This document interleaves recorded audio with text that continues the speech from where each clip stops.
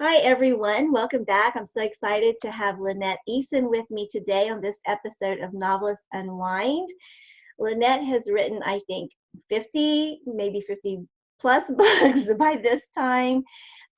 She's been a guest before on Novelists Unwind. I'm really glad to have her back. And we're going to be talking about her new book and her new series, Collateral Damage. Go ahead and show us the book. Oh, yeah, lovely. And tell us about the series. Danger Never Sleeps. Yes. What do you want to know? You know what? I love the title, and I love the series title too. And just wondering, you're known for writing these romantic suspenses, and just how do you come up with such great series titles, especially and work around that. And then I know I read that Collateral Damage is the first, and the series itself is 4 friends who all met in the military. And I guess I'm just curious, like, how much do you have all those friends worked out in your mind already? Like when you're doing a series like that, just anything you want to share, and especially share about Collateral Damage, because it sounds very intriguing. A really great story. Well, okay, so originally, it's really funny. I was not writing the first synopsis. I was writing it. The story I just had this idea for a story, and I was not writing it actually for Revell. I was going to target another publisher with it, and I kept coming back to it and thinking, no, this is a Revell story. This won't fit this other line. And I was like, this has got to be a Revell story. And then I was like, oh, this has got to be a Revell series. And so I was actually brainstorming with a friend of mine. We were sitting in Chick-fil-A and we were just talking, and I was like, well, what do you think about this? And what do you think about this? She's like, I really like it. And originally I had titled it the Homegrown Heroes series. Oh. And yeah, but Revell had decided that they thought Danger Never Sleeps would be a better fit. So I went with it. That's fine. It's cool. It's cool. It's very good. Yeah, so, well, thank you. And so anyway, that's kind of how the series was born. It was just, I just came out with these characters, and I wanted something with a little bit of a military flair, I guess, or feeling to it, but I didn't want to write strict military. Like, I didn't want them to be in the military, and because honestly, I don't know that much about the military. I have friends who obviously do, and very grateful for their input and getting the very first part of the book, because the first part of the book is actually set in Kabul, Afghanistan, and yeah, and so it was like the first 2 or 3 chapters. I can't remember exactly where, but anyway, but the rest of the book takes place in North America, in South Carolina. So, but I wanted to get that opening scene just right. And Vincent Davis, I don't know if you know him or not, but he was at a conference where I was, and he actually, I mean, this was such a God moment. He actually had the same job as the character in my book. And he's like, wow. Okay, I know. I was like, well, he's like, let me fix this for you. I was like, oh, please. I love that about the writing community. And I don't know if it's like that in every writing community, but it certainly is in our inspirational writing community, where people are just so gracious with their time.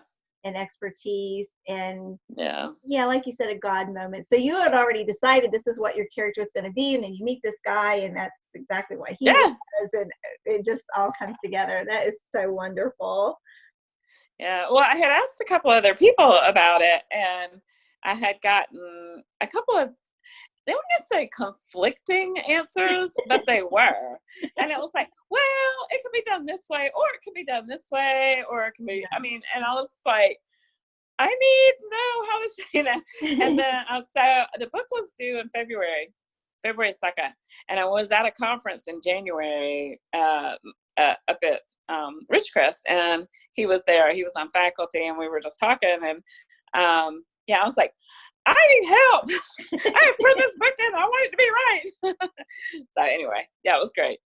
Oh, that is so cool. Well, and you obviously do a lot of research, and I know in this book you did research on also like on PTSD. I'm trying to think what else that I know you did. Like you said, the military. Your heroine is a military psychologist. Tell us a little bit about her and how you created her. Well, I have a friend. She's actually a military psychiatrist, and so, well, the character is not my friend. My friend's a psychiatrist, not military psychiatrist. But I figured she could give me some pretty good feedback on how she would handle certain situations and stuff. And so, and there wasn't a whole lot of military attached to my character, Brooke. I mean, she was there, but it wasn't. I had to do research more on the psychiatrist side of things than on the military side of things for her. Yeah. And so, yeah, so my friend was very willing to give me some pointers on, how she would word things, how she would approach the situation in certain ways and that kind of stuff. So, but yeah, I mean, yeah, people are just really amazing. They're just so willing to help. It's really nice, actually. And then even though, like, just reading the blurb from it, so these two people meet. She's a former psychologist, and he's a former special ops guy, and they meet, and then things happen, and they are on the run. So is it kind of a fugitive story as well, or? Well, yes and no, sort of. I'm trying to remember back. I'm on the third book, so I have to remember. I know you gotta get back. Let me just stop and read for a minute. That's so cute. I know, right? I understand. Not necessarily. I mean, on the run, and you think fugitive type thing, but they do. They are trying to figure out who is targeting her and how. There were so many facets to this story. I got really confused writing it, so I hope my reader's not confused. But I think we got it all straightened out. But no, but seriously, because I had all these little things going, a lot of little plot things going on, and in the end, I was able to tie them all together, and which was my goal, and that's really good that I did that. And so yeah, it was them working together with their friends. Like, I introduced the other people that are coming up in the next books, and one of those people is an FBI agent who was working with them and trying to figure all this stuff out, and he was kind of brought into it, not intentionally, but once they figured out the connection. This was his case, and he's actually the hero in the fourth book. And so yeah, and so he was brought into it that way when they realized the connection between why somebody was going after Brooke and the case that he was working on, those mass graves that had been discovered, and they realized it was murder. Yeah. Wow, mass graves. Wow. All right. Yeah. Well, with that, obviously, we all have to grab a copy and read it. I'm intrigued though too. Like when I read like his four friends who met in the military, just stereotyping, I guess. I thought, 4 women, but no. I mean, one of those 4 friends is a guy, or is it? Yeah. Well, one of the women that and the heroine that's actually in the fourth book, she's in I think I had her in the Navy, and she was actually on a ship, but all of the characters in the stories are now out of the military, right. And so it's kind of like how they adjust to civilian life, only it's really hard to adjust when somebody's trying to kill you. And so and they're all trying to be killed by somebody, I take it. Really, for real. But they all met in the military, and they all are still good friends, and they still get together. And so but the heroine in the fourth book she's kind of an outlier kind of thing, even though she was in the military. She wasn't with the other 3, and so yeah, I don't want to spoil it, but anyway, we're talking about collateral damage, but but I bring them all in the first book, so you kind of get to know them in the first book, and then as the series progresses, you get to meet them on a more personal level, obviously. Right, more individually. So how do you keep, I mean, I love what you said about having all these elements, because I'm kind of working with that right now in the story I'm trying to write, and there's all these elements, and it's like, I think some of them have to change because they don't seem to be coming together, but yet they do. Like, if you keep working at it, Yeah. they Yeah. will, and they do. So I love that. It's kind of like a little bit of encouragement there. But So, like, are you like an organic writer? I'm Or trying you to plot? plot this one out more because, yeah, I've Yeah. been an organic writer in the past, but I am trying to move more towards that plotting thing because it takes less time than to write the book. You sort of know what you're doing. Right. Well, You that's know? kind of how I did with this. Yeah. Yeah, with this, I'm more of an organic writer than I am a plotter, but my brain is getting older. And so I find myself actually trying to plot a little more so Yeah. that I can have a, like a pretty good idea of where I'm going. I just don't know how I'm going to get there.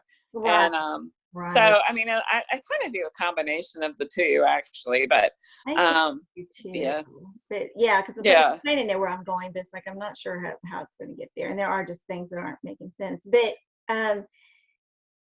I was just curious though too, like we've got all these, so you've got all this in your head and you've got, Mm. trying to pull all these things together, but then you've also got these other books. And like you said, now you're writing the third one.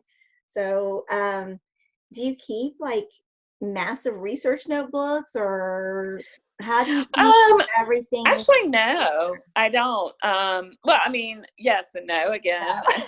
How's that for an answer? Yeah. I work in Scrivener, and Scrivener's, as you know, you probably use it yourself. It's a writing software for those people watching the video who don't know what it is. It's a writing software that a lot of writers use, and there has a whole research section where you can drag websites and pictures and files and whatever you need. And so whenever I do like research online and I have a website that I want to make sure that I can get back to without having to try to remember what I typed in to find it in the first place. Right. I just copy it down to my research section and keep it there. And I go back and refer to it. And the nice thing is you don't have to be online to open it up and see what is in there. So that's really cool. That's one of the good things about Scrivener. And so I don't have my office is it's kind of sparse. I have an office. I have really nice furniture in here. I have a very comfortable chair, and I usually write at the bar in my kitchen Oh. or the sunroom. I do have a sunroom. Yeah. Oh, I would be in the sunroom all the time if I had one. Yeah, that's for sure. Yeah.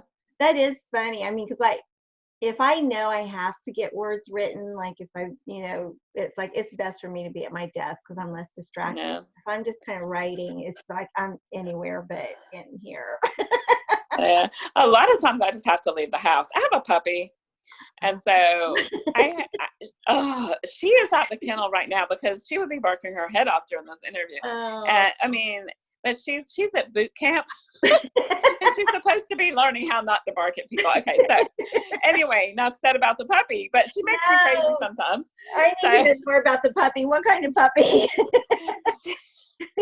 She's a miniature American Eskimo. She's a little white fluffy fur ball. Yeah, I know what those are. And she's a barker, huh?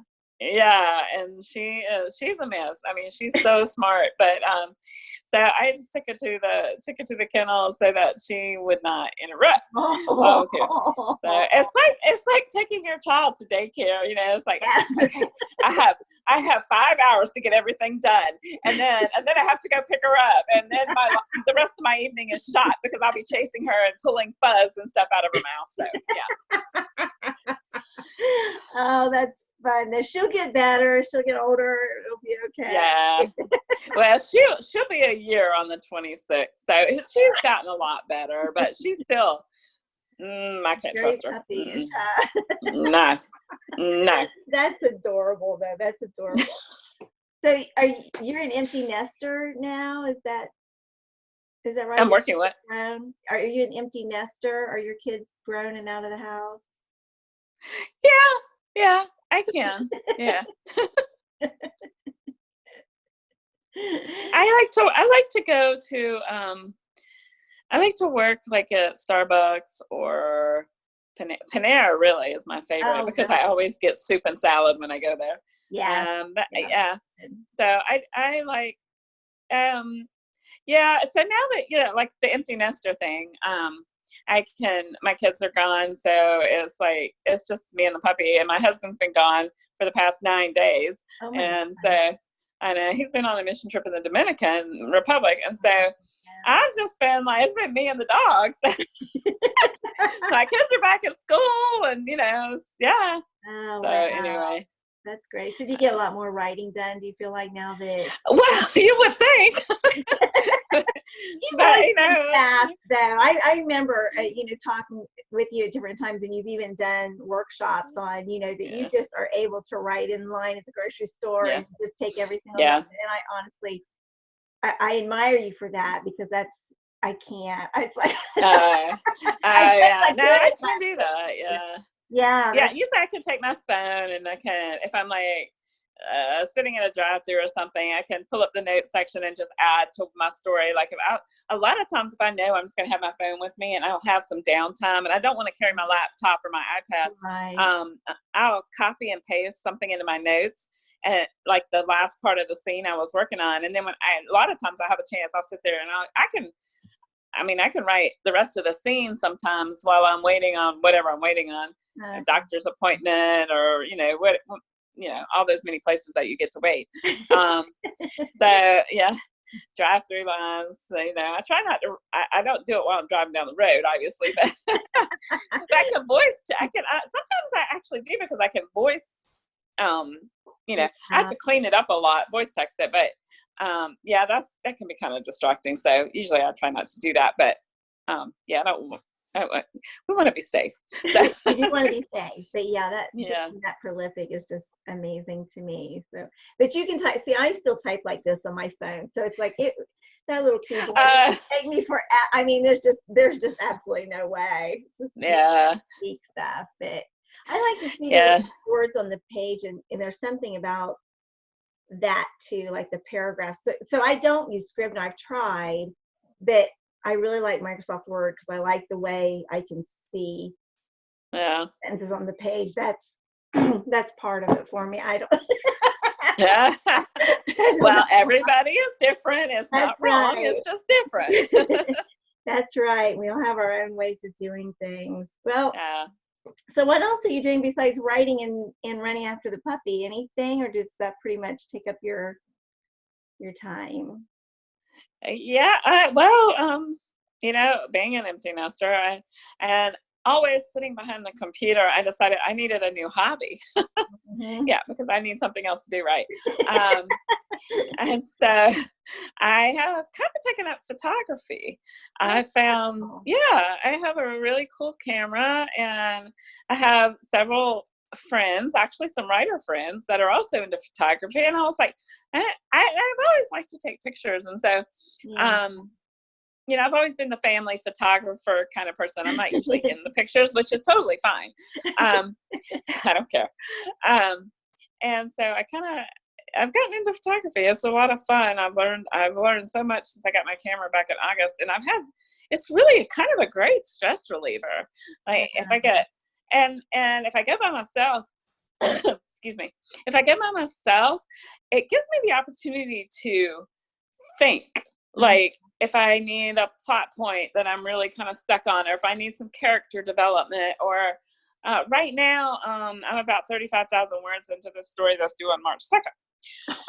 I have a long way to go. Yeah. You do? I know.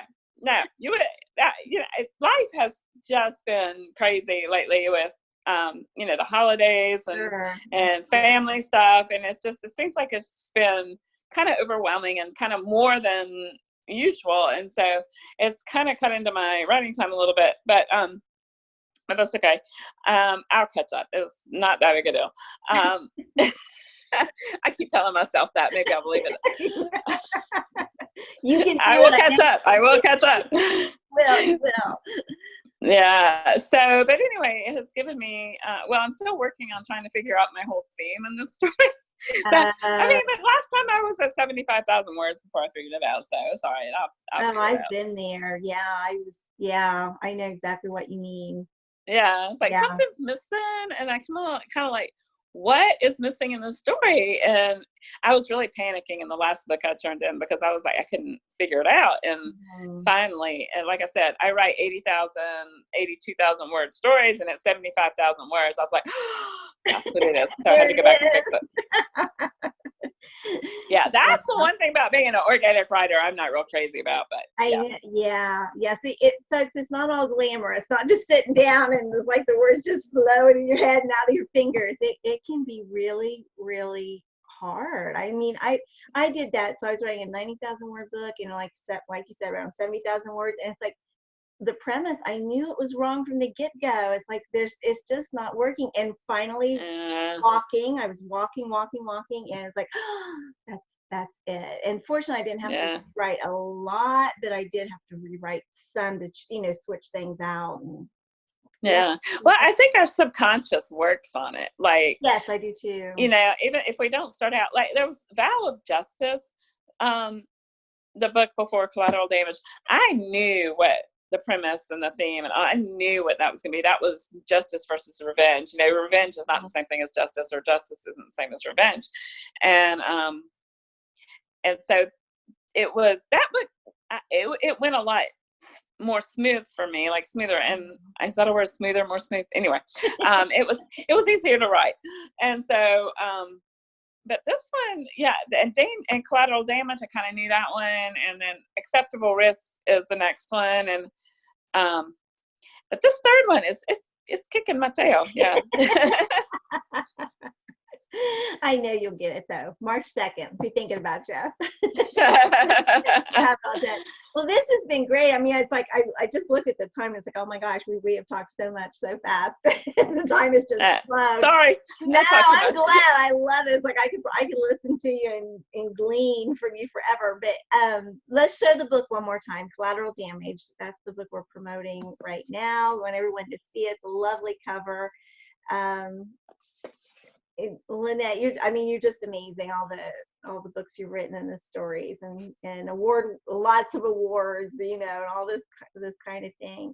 So the question, it's been fun. Oh, your career it's just amazing. And I know you do so much research, like with the police academy kinds of workshops and those kinds of things too, which we didn't even get a chance to talk about. But I'm sorry.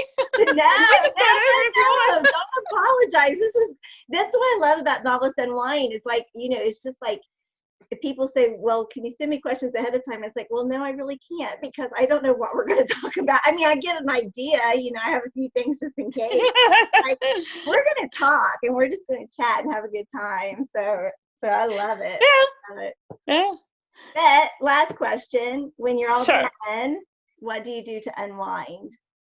What do I do to unwind? Take pictures. Take pictures. And play with the puppy. Yes. She relaxes me almost as much as she stresses me out. They do that, don't they? Yeah. Yeah, she's a sweetheart. Yes. I mean, I've got two, and I love that about them, that they just are calming presence. Yeah. Really, really Yeah. Well, go ahead. I'm sorry. I was just going to say thank you so much. I'm so glad that you joined me today. Well, thank you for having me. I appreciate it. And if anybody wants to know a bit more about the book than we talked about here, I am more than happy to answer questions. So you can find me on my website is LynetteEason.com. Very simple. I'm on Facebook and Instagram and Twitter. So you can find me, ask me questions. I'm happy to answer them. Oh, that's great. Thank you so much. And your Facebook link and your email, or not email, your website link will also be in the post, so people can connect with you, and Twitter too, I think. Yeah.